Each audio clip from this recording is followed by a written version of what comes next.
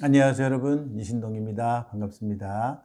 늘 제가 말씀드리지만 우수한 아이들 키운다는 게 그렇게 쉽지 않다는 거 잘 알고 계실 겁니다. 저도 늘 그래서 정말 우수한 아이들, 상위 1%의 아이들, 이런 아이들이 가지고 있는 문제점, 이런 아이들을 키우는 과정에 있어서 부모님들의 고민, 이런 거를 제가 늘 생각하고 있습니다. 그래서 부모님들이 저와 늘 상담을 많이 하시면서 그런 어려운 점들에 관한 얘기를 많이 하시고 계십니다. 필요한 얘기라고 생각합니다. 같이 고민하고 그리고 같이 아이를 키워나가는 그런 일이 있으면 아이를 키우는데 훨씬 더 수월하지 않을까, 그런 생각을 해봅니다. 오늘은 제가 이런 말씀을 드려보려고 합니다. 상위 1%의 영재들이 보이는 부정적인 행동들입니다. 부정적인 행동. 우리가 상위 1%다 그러면 보통 그냥 IQ로만 기준으로 본다 그러면 135 정도 이상 되는 아이들입니다. 140도 있고요. 140 이상 되는 아이들도 있죠. 쉽지 않아요.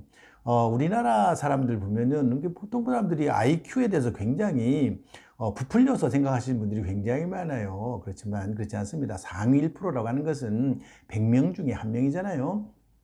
IQ 140 이상 되는 아이들은요, 0.4%입니다. 0.4%. 굉장히 적은 거죠. 1000명 중에 4명이니까요. 적은 겁니다. 그 이상 되는 아이들도 있는데요. 이런 아이들 굉장히 예민하고 독특한 그런 성향을 많이 가지고 있는데, 오늘은 그런 얘기를 해보려고 합니다. 그래서 상위 1%의 영재들, 이 상위 1%에 들어가는 그런 영재들, 부정적인 행동들에 관한 얘기를 해보려고 합니다. 자, 첫 번째는요. 쉽게 산만해지고 딴 생각을 한다는 겁니다. 쉽게 산만하고 딴 생각을 한다는 거예요. 산만하다는 거 잘 아시죠? 딸 집중을 안 하고 자꾸 딴짓 하는 거예요. 집중 안 하고. 그리고 자꾸 딴 생각에 빠져 있는 거죠. 이게 왜 그러냐? 이걸 아셔야 돼요. 우리 아이는 정말 상위 1%라고 그래서 굉장히 좋은 줄만 알았는데 좋지 않은 게 너무 많다, 이런 생각을 하시는 분, 또 이런 말씀을 하시는 분들이 많이 있습니다. 그렇죠. 우수한 아이들, 그렇게 보통 아이들 키우는 거하고는 다른 점이 굉장히 많아요. 쉽지 않다는 거죠. 왜 이런 일이 벌어지느냐? 왜 쉽게 산만해지느냐? 이건 바로 뭐냐면 학습의 속도가 빠르기 때문이에요. 학습의 속도가 빠르기 때문에 어떤 사람들이 그 학습하는 과정에서 여러 가지 설명을 해줘도 금방 딴 생각을 하기 시작하는 거예요. 딴 생각. 그런 일이 벌어집니다. 즉 다시 말해서 아이들이 학습 속도가 빠르니까 보통 아이들이 30분 정도의 공부할 거를 얘는 10분이나 15분이면 다 이해를 하는 거죠. 또 얘네들이 가장 싫어하는 게 뭐냐면 반복적인 걸 싫어해요. 반복적인 거. 예를 들면은 뭐 유치원이나 초등학교 저학년도 그래요. 더하기 빼기 이런 걸 막 가르쳐 주잖아요. 산수 가르쳐 주는 거. 똑같은 거를 10문제, 20문제를 똑같은 걸 하라고 그러면 이 우수한 아이들은 아주 싫어합니다. 그 반복적인 걸 엄청 싫어해요. 그 반복적인 거를 싫어하는 것과 관련된 게 바로 쉽게 산만해지는 겁니다. 그렇게 반복적인 걸 계속 하라 그러면 쉽게 산만해요.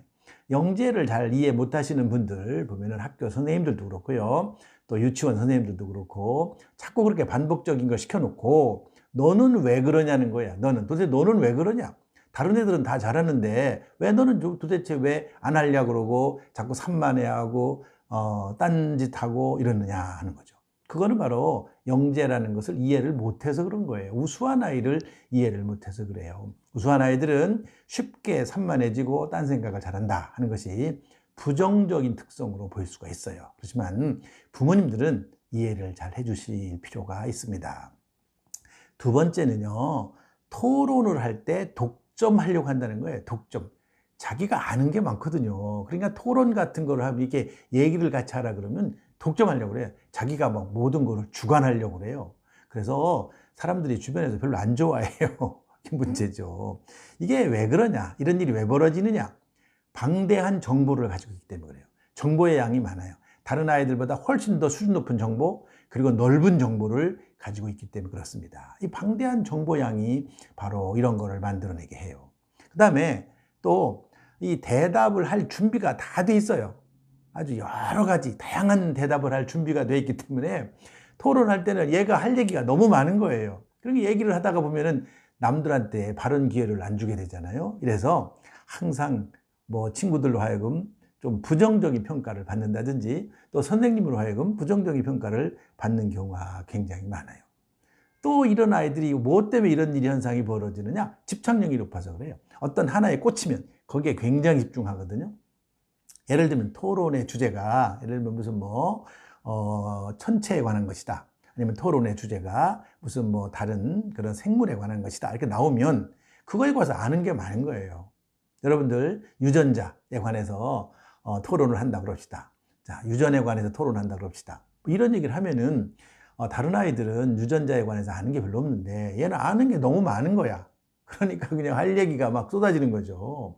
그동안에 읽었던 책도 많고요. 그동안에 다양한 정보를 가지고 있는 게 많기 때문에 그렇습니다. 그래서 토론을 할 때 독점을 하려고 한다는 거, 이런 것들이 부정적인 그런 행동으로 보여줄 수가 있습니다. 그다음에는 세 번째는요, 어른들을 충고하려고 한다는 거죠. 어른들을 충고하려고 해요. 그래서 어떤 권위, 나는 어른이니까 너한테 이런 말을 할 수 있는 거야, 이렇게 말을 할 때는 사실 그게 먹히지가 잘 않는다는 거예요. 어른들한테 계속 이렇게 권위에 대해서 도전을 해요. 즉 다시 말해서 어른도 이러면 안 되잖아. 엄마는 나한테 이렇게 말해놓고 왜 엄마는 그런 짓을 해? 이렇게 질문을 하는 겁니다. 이거는 참 엄마는 그래도 되고 너는 안 된다, 이렇게 엄마들을 말하기 참 어렵잖아요. 엄마들 흔히 그렇게 하지만 엄마들은 자기 행동이 그런 말하고는 상반되는 행동들을 많이 하거든요. 이런 게 사실은 그런 게 아이들한테 딱 지적이 되는 거예요. 엄마의 행동을 쫙 관찰하고 있다가 엄마는 나한테 그렇게 말해놓고 왜 엄마는 그렇게 행동하는 거야? 이런 식으로 말을 하는 거죠. 이렇게 되면은 엄마가 당황하게 됩니다. 이게 엄마니까 괜찮아요. 엄마는 괜찮은데 학교에 가서 선생님한테 그렇게 지적을 하는 거예요. 학교에 가서 선생님이 책에는 이렇게 나와 있는데 선생님은 왜 그러시나요? 이런 식으로. 예를 들면은 선생님이 휴지를 조금 아무데나 버린다고 한다면 이런, 휴지를 버리지 말라고 했는데 선생님은 왜 휴지를 버리시나요? 이런 식으로 따져드는 거죠. 다시 말해서 어른들을 충고하는 일이 벌어지는 거예요. 이런 일이 그 상위 1% 영재들에게 흔히 나타나는 일이에요. 그래서 참 여러 가지 얘네들이 이런 일이 왜 벌어지느냐면요, 문제에 대한 기억을 오랫동안 하고 있어요. 옛날 거부터 여러 가지에 관한 정보를 많이 기억하고 있어요. 그러니까 그거에 관련돼서 문제가 잘못됐다, 그 선생님이 말한 말과 지금 하는 행동이 잘못됐다, 이런 거를 빨리 캐치를 하고 거기에 지적을 하는 겁니다. 그래서 문제점을 빨리빨리 발견해요. 빨리빨리 찾아내요. 이런 능력이 있기 때문에 그렇고요. 또 비논리적인 상황을 참지를 못해요. 보통 IQ가 보통 수준에 들어가는 그런 아이들인 경우는요, 비논리적인 그런 수준에 대해서 굉장히 얘기를 많이 합니다. 비논리적인 수준에 관해서. 그런데 이 비논리적인 거를 그냥 보통 아이들은 참죠. 얘기는 하지만 잘 참아요. 그거를 지적하려고 하지 않아요. 그런데 우수한 아이들, 이런 아이들은 비논리적인 그런 상황을 대번 지적을 합니다. 이게 문제가 될 수가 있죠. 이런 것들 때문에 아이들 영재, 상위 1%에 들어가는 그런 영재들이 부정적인 그런 행동으로 비춰질 수가 있어요. 그 다음에 네 번째입니다. 네 번째는요, 고집이 세기 때문에 또래들로부터 따돌림을 당하는 경우가 굉장히 많아요. 따돌림. 사회성하고는 관계없어요. 사회적으로는 열심히 이게 자기가 사회적으로 활동을 하려고 하는데도 외부의 아이들이 싫어하는 거죠.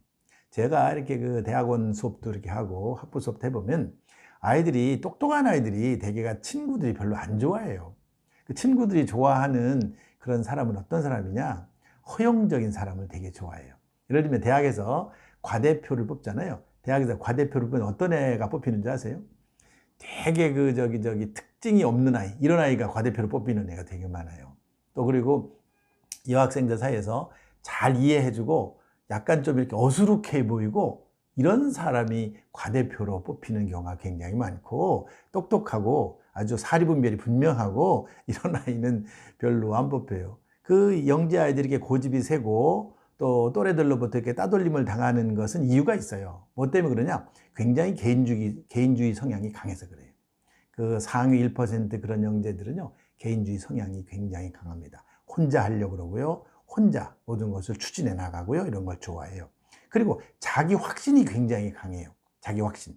자기가 하는 일에 대해서 굉장히 자신감이 넘치고 자기 확신이 강해요. 또 주장도 강해요. 자기의 의견을 관철하려고 하는 그런 마음이 굉장히 강하고 그런 의지가 굉장히 강해요. 그래서 이 상위 1%의 영재들이 부정적인 그런 걸로 사람들한테 비춰지는 사례가 꽤 많은데, 오늘 제가 4가지로 정리해서 말씀을 드렸어요. 그러니까 이런 성향을 보이는 아이들이 우수하다, 거꾸로 생각해도 돼요.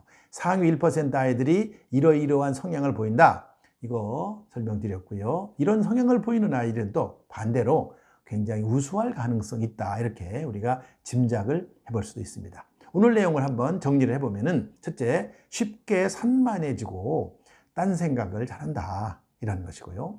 둘째는 토론을 할 때 독점을 하려고 한다. 그러니까 독점, 자기 혼자 막 끌고 나가려고 한다, 이런 것이죠. 그 다음에 셋째는 어른들에게 충고를 하려고 든다는 거죠. 어른들에게 충고를 하려고 든다, 이런 것들. 그 다음에 네 번째는요, 고집이 세기 때문에 또래들로부터 따돌림을 당한다. 고집이 없는 아이들을 친구들은 좋아하는데 자기 주장이 강하고 고집이 세기 때문에 사실은 친구들로부터 따돌림을 당하는 경우가 많다, 이런 것들입니다. 그래서 오늘 제가 말씀드린 것은 상위 1%의 영재들이 보이는 부정적인 행동 특성들입니다.